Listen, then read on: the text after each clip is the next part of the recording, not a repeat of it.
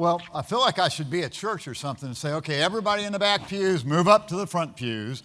I did just drive in from downtown. For those of you who've been getting the 9,000 alerts on the roads, let me give you a quick weather update and a tip on the roads. Street flooding, what a surprise. But most of the freeways were pretty decent. When you get to ground level, in and around this Civic Center, there is some street flooding. But I came out of downtown, so most of the areas were okay. A lot of ponding, drive carefully, that kind of thing. I do appreciate you staying. I really do. We have an important message, and again, you guys have seen 2 days of some incredible presentations. I'm going to duplicate some of that, and I'm going to move quickly for you through it, and then I'll be around if I can to answer any questions. So when Chad and I were first talking about this, one of the things we wanted to talk about was the midstream investment that's taken place.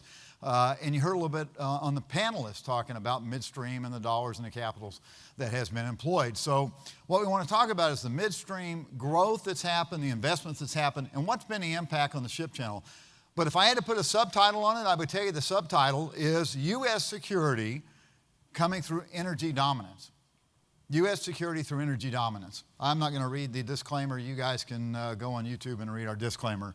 So what is midstream? And I'm going to speak to this very quickly. Midstream kind of sits in the middle, right, between wellhead, which you know about, and Captain Deal talked about a little bit, and then the end users, that it could be anybody from petrochemical businesses to end users, in fact, in cities, could be manufacturing plants. So if you kind of take a look at the right-hand side, midstream feeds all the right-hand side, which is end users and export markets. It gathers from the left-hand side both natural gas, crude oil, the two things that are the base commodities that come out of the ground.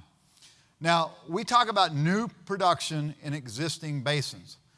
We're lucky enough in the city of Houston, we have a number of large E&P companies, global. We also have a number of independent G&P companies. We look at those existing basins, and it's interesting because we talk about new production. The reality is, we've been producing out of these basins for years, so it's sort of like back to the future in a sense. Right now, the majority of that new production has come out of the Permian and Eagle Ford basins, okay?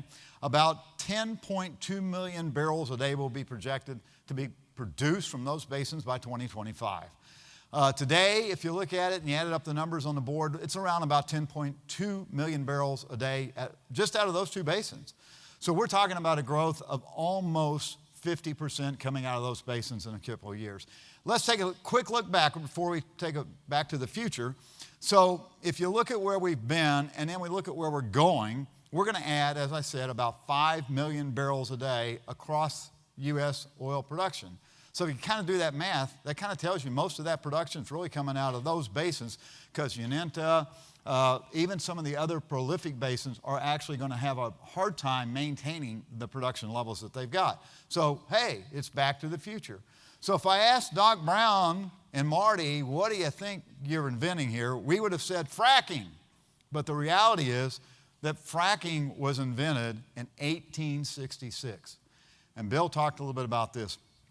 It was invented, actually, it was a revolutionary idea, and I mean that in a sense that it was invented by a revolutionary soldier who saw what had taken place during the revolution, basically by using dynamite. He put that in what was like a submarine. He got it patented as patent number 59,936 as the exploding torpedo, dumped it down into some of the early gas and oil wells, and that was the first fracking. So it's not something that's brand new. It's sort of back to the future. We set record highs because of this fracking in 2018 for exports. And I'm not going to go through each one of the charts, but all you got to do is look at them and they're all up and to the right. No one loves charts that are up and to the right more than I do. And so whether we're talking about motor gasoline, distillates, or outright crude oil, it's incredible. But the first thing that comes out of the ground, and Bill talked a little bit about this, is an ethane molecule that's embedded in natural gas. Why is that important to the Houston market? It's important to the Houston market because we're the only market in the United States that has the ability to export NGLs and LPGs. And you look at that chart, and it's way up and to the right. And if you look at the export side on the right-hand side, kind of in the orange, the UT orange over there, it is telling you that that's got to go to the export market. LPG supplies today far exceed our domestic demand. So it all has to maintain going on the water, hit a ship, and go to the export market. So then the question is, well, do we have terminal capacity right now? Do we have the capacity to load these ships to get them out and get them on the high water? And that's some of the things that we're continuing to look at. So there's been a tremendous amount of midstream investment to make this happen, expansions to make this happen. And again, I'm not going to walk through all these expansions, but there's a lot of expansions that have taken place. And you'll see kind of about January of 2020 of the expansions at our facilities and Enterprise and some of the other folks coming online, we will finally be able to handle a lot of what needs to hit the high seas and continue to go to the export market. Because the export market we're talking about, as Bill said, is Asia. So by 2025, these exports that we're talking about today in 2019 are going to double. That's an astonishing thing if you think about it. We're going to double the United States exports of LPGs and NGLs by 2025, along with other hydrocarbons. That's a phenomenal thing. So back to the future. People say, hey, wow, this is all new. Reality? No. In 1920, when oil was really coming out of Spindletop and we started, we were exporting oil, believe it or not. Exporting oil continued all the way to 1977. In 1977, there became a ban on exporting oil, and that lasted until 2015, December to 2015. December 2015, they slid in a little bill, thank you very much, that said the U.S. could start exporting. It was actually part of another bill that got passed in the Obama administration, and suddenly, bam. That happened to coincide also with a new type of fracking that took place in a number of the big basins, and suddenly the United States is a net exporter of crude oil. So where does it go? As you heard on the panel, we're not yet energy totally independent. We're a net exporter because we are continuing to import various crudes that feed, particularly our Gulf Coast refineries. Okay, but we are a net exporter, meaning we import less, obviously, than we're currently exporting. And so it's going all over the world. In fact, everywhere. Right now, in 2015, since 2015, we have actually exported to over 50 different countries crude oil. We're averaging over 8 million barrels a day currently that are exported. It's astonishing. It's an astonishing figure. Why? Because that is almost the entire production of Saudi Arabia. So how did this happen? It happened through great investment on the E&P side. It happened through fracking, upticks in technology. Thank you very much for, I see a number of folks around the room that have helped in that. And major investments across the board. $557.4 billion of investment based on a study we did with Dr. Perryman and the Perryman Group. So the oil and gas sector was very important in helping to stimulate not only Texas economy, Harris County, Houston, but also the national economy over the last 3 or 4 years. We have one of the highest regional job multipliers in the country.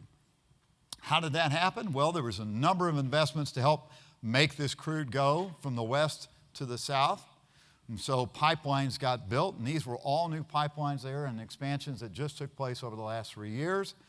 We've also had billions of dollars not only in the crude pipelines on the left, the center chart, new natural gas pipelines, but we've also had many, many NGL pipelines that have been built to carry these light hydrocarbons that have to first come out before everything else can come out of that well. We got to get these guys to Houston, to the Mountain Bellevue fractionators, and then get them on water, or we stuff all the crude oil in the natural gas and we leave it in the ground.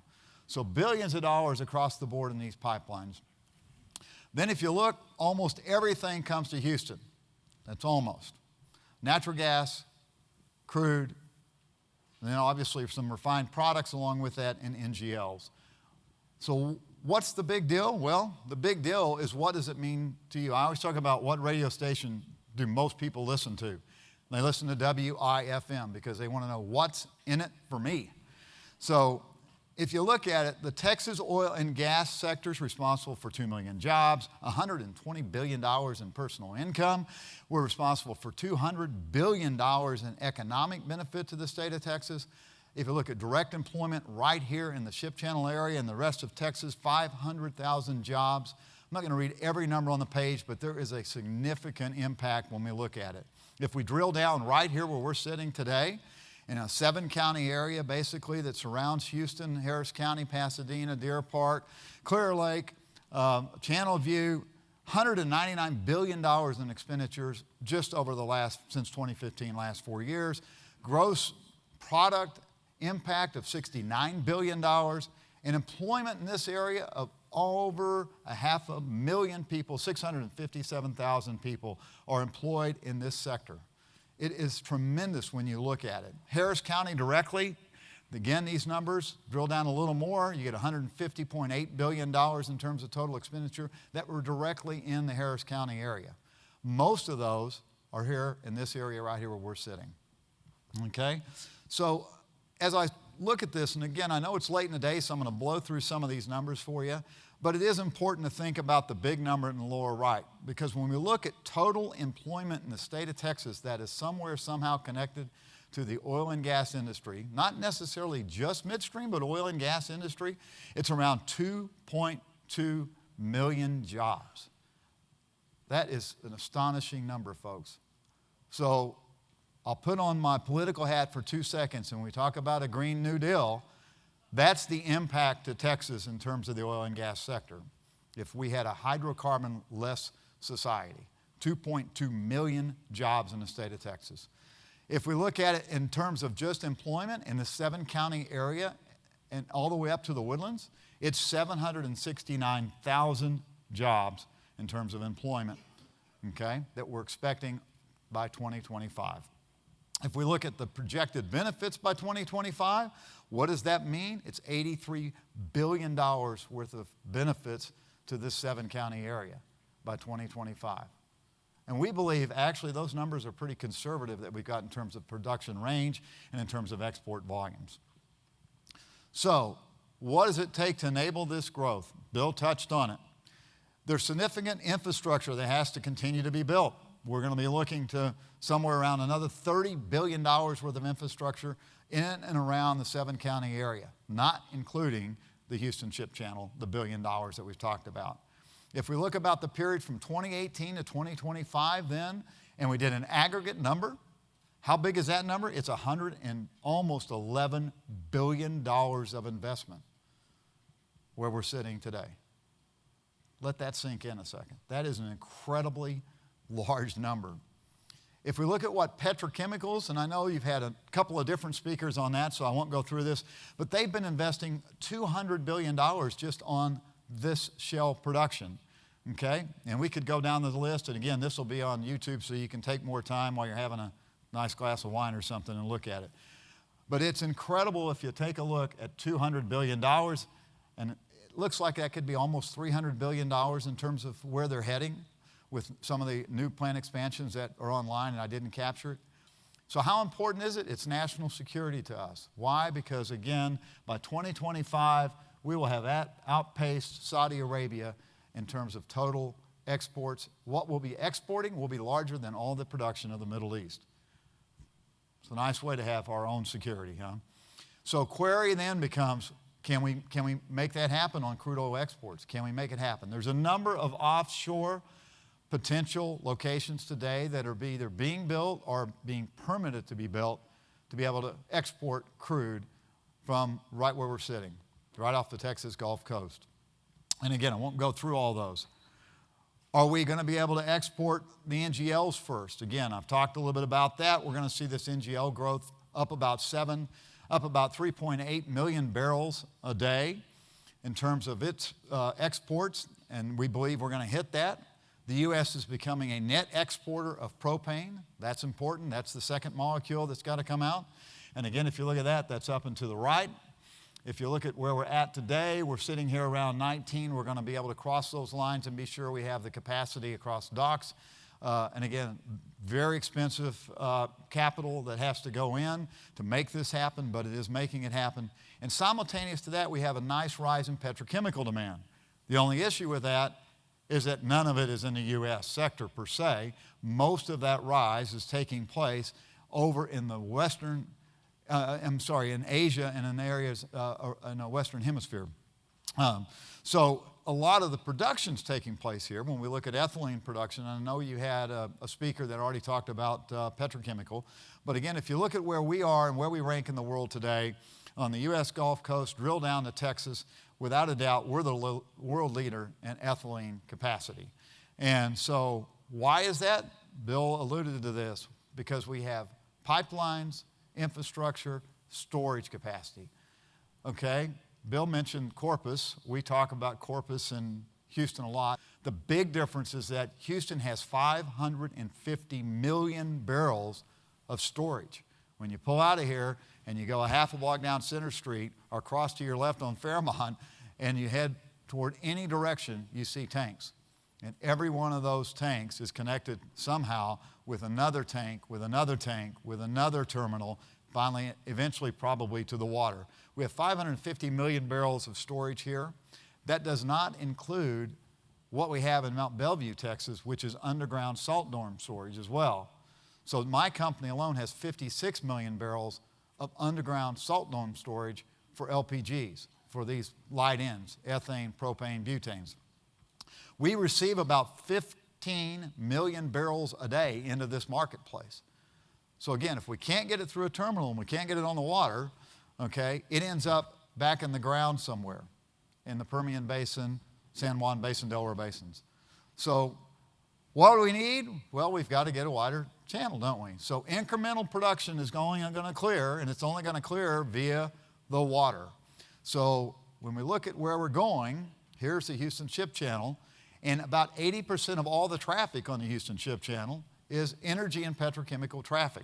So it's extremely important to our industry. And as Bill said, and Chad did in the introduction a little bit, I kind of been wearing two hats. I'm sort of a fearless leader of a group that came together called a coalition to kind of help out and see if we couldn't help Chairman Campo in terms of both the importance in Washington as well as Austin on the single issue of widening and deepening the Houston Ship Channel. And I can tell you that is number one on our chart of things to get done.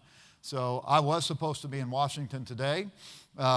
Chairman Campo, Rick, is up there with some other members of our group and making 3 or 4 very, very important meetings today. So it's interesting. It's back to the future. Project 1, after the ship channel was originally first thought of and cut, Project 1 was to dredge it to 25 feet. It opened on December 10th, 1914, right? The channel did, and then it was forced into an expansion almost immediately after Spindletop was hit because they needed to get wider and deeper drafts for the oil ships that were coming in and out. So here we are again, back to the future.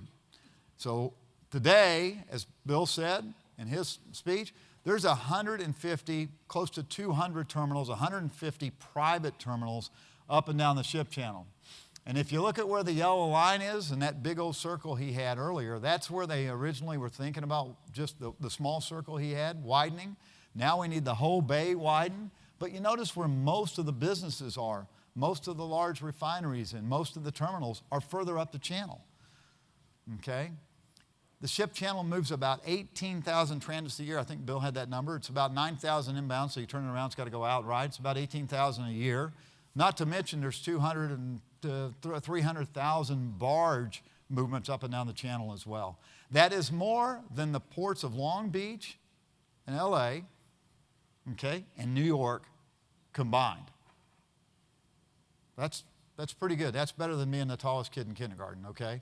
That's an astonishing thing when you think about it. So I want to tag on to Chairman Campo's speech from yesterday, from his talk. We can't wait. You got 150 plus terminals, plus private companies that are needed to invest in the ship channel for deepening and widening. We realize that. We're working alongside like the Greater Houston Partnership, the Port of Houston, and we're trying to work with all the elected officials that are out there.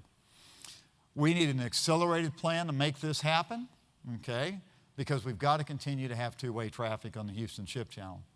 Houston is the epicenter today for energy, for petrochemical, and for the growth of the export market. Okay? We can't do that without widening and deepening this channel. It's got to happen. To maintain our national security and have the dominance that we want to have in energy sectors around the world, got to have a wider, deeper ship channel.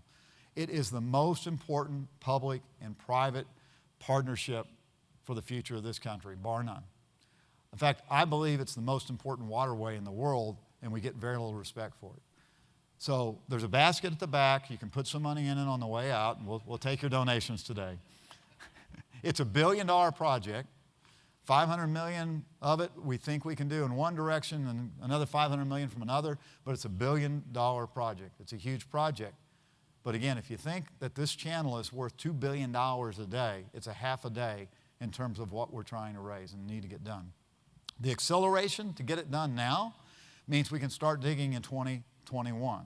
If we miss this date, we're probably on a 15-year track. It's going to be tremendously detrimental. So it is, without a doubt, what we need to do. So roads, as Doc Brown would say, where we're going, we don't need roads.